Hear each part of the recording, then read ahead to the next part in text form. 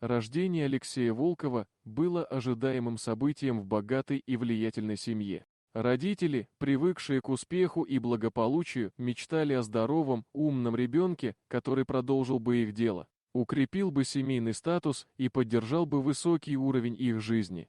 Они рисовали в своих мечтах картины будущего успешного бизнесмена, завидного жениха, человека, который станет гордостью семьи Волковых. Поэтому известие о том, что у их первенца синдром Дауна, стало для них ужасным ударом, потрясением, разрушившим все тщательно выстроенные планы. Мир, который они себе представляли, рассыпался в прах. Их идеальный образ будущего ребенка, идеала, воплощение их собственных амбиций, испарился, оставив после себя пустоту и горечь. Вместо того, чтобы принять реальность и начать борьбу за здоровье и счастье своего сына, они опустили руки. Алексей, их первенец, стал для них нежелательным напоминанием о разрушенных мечтах, о несостоявшихся планах, о том, что их жизнь отклонилась от задуманного пути. Они не смогли найти в себе силы принять своего ребенка таким, какой он есть. Начались попытки скрыть его болезнь от близких и знакомых. Это скрытие, напоминающее постоянный секрет, стало тяжким бременем, от которого они пытались избавиться.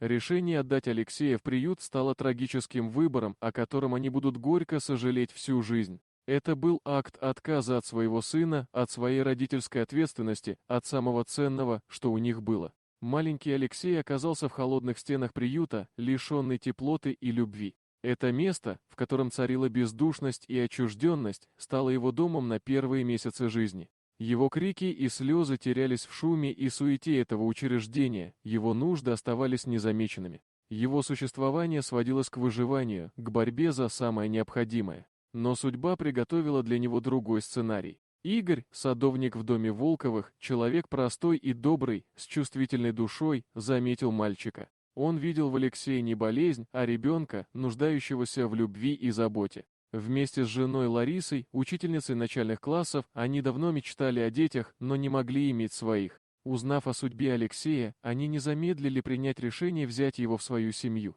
Этот выбор стал для них поворотным моментом в жизни. Игорь и Лариса подарили Алексею то, чего ему так не хватало – тепло, заботу, безусловную любовь. Он стал для них родным сыном, частью их семьи. Они не воспринимали его болезнь как нечто страшное или ущербное.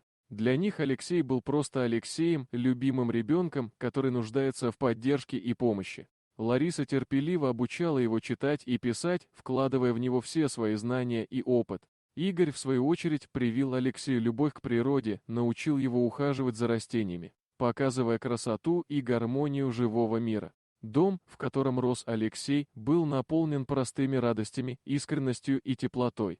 Не было здесь места для страха и отчаяния, только безусловная любовь и принятие. С раннего возраста Алексей обнаружил в себе талант к рисованию. Кисть и краски стали для него способом выражения своих чувств, эмоций, внутреннего мира. Он рисовал все, что его окружало: природу со своей неповторимой красотой, людей со своими характерами и эмоциями, свои мечты, свои переживания. Его картины были живыми, наполненными искренностью и глубиной. Прошли годы. Алексей повзрослел. Его работы стали привлекать внимание. Он рисовал портреты, пейзажи, абстрактные композиции, и каждый его холст был историей, рассказом о его жизни, о его чувствах, о его видении мира. Его искусство не оставляло равнодушными. Каждый мазок кисти нес в себе часть его души, его душевное богатство, которое не было погашено диагнозом, а наоборот, стало еще ярче и острее. Его история стала историей о том, что любовь и поддержка могут преодолеть все препятствия, о том,